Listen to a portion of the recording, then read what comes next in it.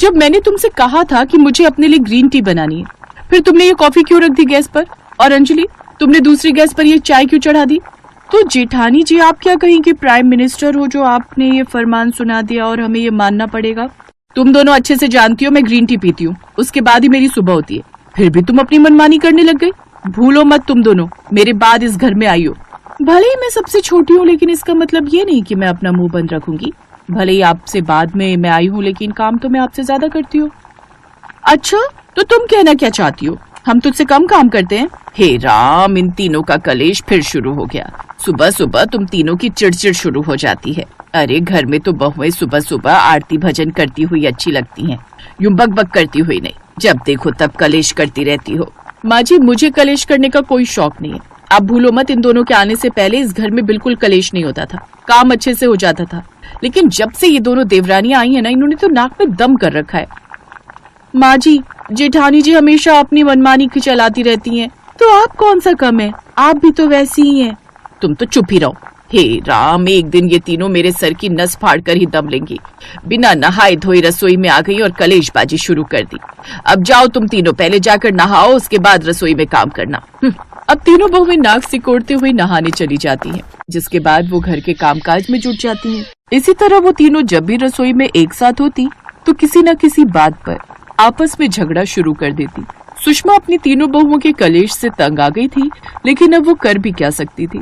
एक रोज सुषमा की कुछ सहेलियां घर आने वाली थी, इसीलिए सुषमा अपनी तीनों बहुओं को बुलाकर कहती है, आज तुम कुछ अच्छा सा खाने में बना देना। आज घर में मेरी सहेली आ रही है, तो बढ़िया सा खाना तैयार कर लेना। सुनिधि बहू, तू शाही पनीर की सब्जी और गाजर का हलवा बहुत अच्छा बनाती है, तो तू वही बनाकर तैयार कर लेना। और अर्चना बहू, तुम दाल मखनी, गोभी, और मंजली बहू प्रियंका, तुम ना पूरी बनाकर तैयार कर लेना। अब वो तीनों रसोई में जाकर खाना बनाने की तैयारी करने लगती हैं। वैसे माँ जी भी ना अच्छा झूठ बोल लेती हैं। पता नहीं कब से उनको तुम्हारे हाथ का खाना अच्छा लगने लगा। हाँ, पहले तो उनको बस मेरे ही हाथ का खाना पसंद आता था। अरे वो तो बस आपका दिल रखने के लिए झूठ बोलती होंगी, लेकिन असल में तो जब से मैं आई हूँ तब से उनको मेरे हाथ का खाना ही पसंद आता है, इसलिए अब वो खुश हैं। अच्छा, मैं कोई पूड़ी नहीं तलूंगी, उससे मेरे हाथों में गरम छींटे पड़ने का डर रहता है, और वैसे भी थक गई हो तो मैं चलकर कमरे में आराम करने जा रही हूँ। ये कहकर प्रियंका वहां से चली जाती है। तो मैंने कौन सा ठेका ले रखा है इनका, मैं भी नहीं करने वाली कोई काम। सुनिधि भी वहां से चली जाती है। अच्छा, तो मैं कौन सा तुम्हारी नौकर हूँ? मैं क्यों अकेले करूँ सारा काम? मैं भी आराम से अपने कमरे में जाकर बैठूंगी। तीनों बहुएं एक एक कर कमरे में चली जाती हैं। कुछ देर बाद सुषमा की सहेली आती है। सुषमा उससे बातें करती है। फिर कुछ देर बाद अपनी तीनों बहुओं को आवाज देकर बुलाती है, जाओ बहुओं, विमला बहन आ गई है, इसके लिए कचौड़ियां ले आओ। माँ जी, खाना तो बना ही नहीं। प्रियंका दीदी ने कहा कि मैं थक गई हूँ, तो वो आराम करने चली गई। फिर मैं क्या अकेले काम करती, इसलिए मैं भी चली गई। और जब ये दोनों चली गई तो मैं अकेली बच गई, तो मैं क्या करती, इसलिए मैं भी चली गई। अरे माँ जी, मैं थोड़ी कमजोर हूँ, अब अगर मैं आराम करने चली गई तो इन दोनों को तो काम करना चाहिए था ना, लेकिन नहीं, ये दोनों की दोनों कितनी मतलबी हैं। तुम तीनों को शर्म आनी चाहिए। घर पर मेहमान को खाने पर बुलाए हो और तुम तीनों ने रसोई में कुछ नहीं बनाया है। क्या सोचेंगी ये मेरे बारे में? मेरी तीन तीन बहुएं हैं, लेकिन फिर भी खाना नहीं बना। नाक कटवा कर रख दी तुम तीनों ने मेरी। अरे कोई बात नहीं, मैं घर जाकर खा लूंगी। मेरी एक ही बहू है तो उसे तो खाना बनाना ही पड़ेगा। वैसे सुषमा, मैंने सोचा था जिसकी 3 बहुएं हैं वो सास सुखी रहती होगी, लेकिन सच कहूँ तेरा हाल तो मुझसे भी बुरा है। अच्छा, मैं चलती हूँ। विमला वहाँ से चली जाती है। तभी सुषमा का पति मनोहर आ जाता है। बहुत जोरों की भूख लगी है सुषमा, खाने में क्या बना है? अभी तक तो कुछ नहीं बना, लेकिन आप थोड़ी देर रुकिए, मैं कुछ बना कर लाती हूँ। अब सुषमा खुद ही रसोई में जाकर खाना बनाने लगती है। ये देखकर भी तीनों बहुओं को शर्म नहीं आती, बल्कि वो तो फिर से गुस्सा करते हुए कहती हैं, तुम दोनों की वजह से हुआ ये सब। अगर मैं कमरे में चली गई तो तुम दोनों भी तो खाना बना सकती थी ना, लेकिन नहीं, तुम्हें तो मुझसे पहले ही भागने की पड़ी थी। अच्छा, एक तो गलती खुद करो और अब इल्जाम मुझ पर लगा रही हो। अरे तो सुनी थी, तू भी तो बना सकती थी, तेरे हाथ किसी ने थोड़ी न पकड़े थे। तीनों फिर से लड़ने बैठ जाती हैं और बूढ़ी सुषमा चुपचाप रसोई में खाना बनाती है। ऐसे ही अब कभी किसी का मन होता अपने लिए कुछ बनाने का तो वो अपने हिसाब से बनाती रहती। एक रोज अर्चना को तेज भूख लगती है, तो वो रसोई में जाकर अपने लिए गर्मा गर्म पकौड़े बनाने लगती है, जिसकी खुशबू से सुनिधि और प्रियंका भी वहाँ आ जाती हैं। मुझे पकौड़े बहुत पसंद है, खासकर आलू के। अच्छा, तब से मेहनत मैं करूँ। और अब तुम आ गई यहाँ पकौड़े खाने। मैंने खुद के लिए बनाए हैं, तुम्हारे लिए नहीं। राशन का खर्चा ना हमारे पति भी देते हैं, तो हम भी खाएंगे। तो किसने मना किया है? खुद के हाथ पैर हिला लो और बना लो, लेकिन पहले मैं अपने लिए प्याज के पकौड़े तलूंगी। सासू माँ घर पर नहीं है तो आप अपनी मर्जी का कुछ भी करोगी, मैं भी देखती हूँ तुम कैसे बनाओगी। तीनों बहुएं इसी बात पर झगड़ा करने लगती हैं। तभी उनके सास ससुर घर में आते हैं और रसोई का ये हाल देखकर हैरान रह जाते हैं। गुस्से में सुषमा उन तीनों पर चिल्लाती है, बस बहुत हुआ। मेरे बेटे इतनी मेहनत से घर का गुजारा चला रहे हैं और तुम हो कि इस तरह सामान की बर्बादी कर रही हो। मैंने फैसला कर लिया है, अब से तीनों बहुओं की एक रसोई का बंटवारा होगा। तुम तीनों अलग अलग खाना बनाओगी और ना ही एक दूसरे से मतलब रखोगी। अब एक ही रसोई में अलग अलग चूल्हे पर तुम अपने अपने हिसाब का खाना बनाओगी। अब तीनों बहुएं एक ही रसोई में अलग अलग खाना बनाने लगती हैं, वो भी अलग अलग गैस पर। इस सुनिधि के खाने से कितनी अच्छी खुशबू आ रही है। ऐसा लगता है आज इसने गट्टे की सब्जी बनाई है, लेकिन अब तो मैं इससे मांग भी नहीं सकती। अब जो मैंने पुलाव बनाया वही खा लूंगी। इधर अर्चना भी मन ही मन सोच रही थी, मुझसे तो ये राजमा कभी अच्छे बनते ही नहीं। इस मामले में तो प्रियंका माहिर है, लेकिन अब इसकी मदद भी तो नहीं ले सकती। अगले दिन अर्चना दीदी आज साग और मक्की की रोटी बना रही है। आज बड़ा मन है मेरा भी उनके हाथ की मक्की की रोटी और साग खाने का, लेकिन मुझसे तो कभी ढंग का साग बनता ही नहीं। तीनों ही कहीं ना कहीं एक दूसरे से बात करने और उनके हाथ का खाना खाने के लिए तरस रही थी, लेकिन अब वो मजबूर थी। लेकिन इन सब से सुषमा बड़ी खुश थी, क्योंकि अब उसे कलेशबाजी से छुटकारा जो मिल गया था। लेकिन अब तीनों बहुओं का शोर घर में ना सुनाई देने से घर की रौनक भी चली गई थी। फिर एक रोज अचानक से प्रियंका को तेज बुखार आ जाता है और वो अपने कमरे में ही रहती है। रसोई में उसे ना देख दोनों देवरानी जेठानी परेशान हो जाती हैं। कमाल है, प्रियंका दीदी तो सबसे पहले रसोई में खाना बनाने आ जाती थी, लेकिन अभी तक वो आई नहीं। अर्चना दीदी हमारा खाना भी तैयार है, लेकिन प्रियंका दीदी आज खाना बनाने नहीं आई। हाँ, मैं भी कब से यही सोच रही थी, चलो चलकर देखते हैं। वो कमरे में जाती है जहाँ प्रियंका बुखार से तड़प रही थी। अरे, इसे तो तेज बुखार है। अब दोनों देवरानी जेठानी उसकी सेवा में लग जाती हैं। अगले दिन तक प्रियंका ठीक हो जाती है और अब उन तीनों को एक साथ एक रसोई में खाना बनाने की अहमियत समझ आती है। वो अपनी सास से अब तक की गई अपनी हरकतों के लिए माफी मांगती हैं। माँ जी, हम वादा करते हैं आज के बाद हम कभी भी लड़ाई झगड़ा नहीं करेंगे। हाँ माँ जी, हम तीनों को फिर से एक ही रसोई में एक साथ एक ही चूल्हे पर खाना बनाने दीजिए ना। हाँ माँ जी, अब से हम सब प्यार से रहेंगी। ठीक है, तुम तीनों वादा करती हो कि आज के बाद नहीं लड़ोगी, तो मैं भी तुम तीनों को एक साथ खाना बनाने की इजाजत दे देती हूँ। उस दिन के बाद वो तीनों खुशी खुशी एक साथ खाना बनाती और साथ में मिलकर रहती, जिससे अब घर में भी शांति थी।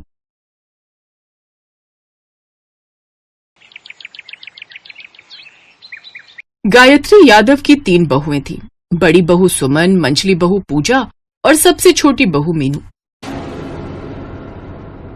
जब देखो सुबह शाम इतने सारे लोगों के लिए ढेर सारी रोटियां बनाते रहो, फिर ढेर सारे बर्तनों का ढेर धोते रहो। सच में मैं तो कुछ ही महीनों में थक गई हूँ ये सब करते करते। साथ में रहकर ना तो ठीक से खा सकते हैं और ना ही आराम करने को मिलता है। लेकिन बस, अब मैंने तो विनय जी को बोल दिया है कि जल्दी से मेरी रसोई अलग करो, नहीं तो मैं चली अपने मायके। तुम बिल्कुल ठीक कहती हो देवरानी जी, मैं भी आज ही रजत जी से बात करूंगी। अरे आखिर कब तक क्यों जॉइंट फैमिली के चक्कर में हम पिसते रहेंगे? माँ बाबू जी का क्या है, उन्होंने तो अपनी जिंदगी जी ली ना, लेकिन हमारा क्या? यही तो उम्र है हम लोगों की। फिर घर पर बात करके पूजा और मीनू अलग रसोई की डिमांड करती हैं। ठीक है, जैसी इनकी मर्जी, मुझे घर में कलेश नहीं चाहिए। इन्हें यही ठीक लगता है तो यही सही। अब से इस घर में 3-3 रसोई होंगी। तुम दोनों अपने अपने फ्लोर की रसोई में खाना बनाओगी और बड़ी बहू सुमन हमारे साथ हमारी रसोई में।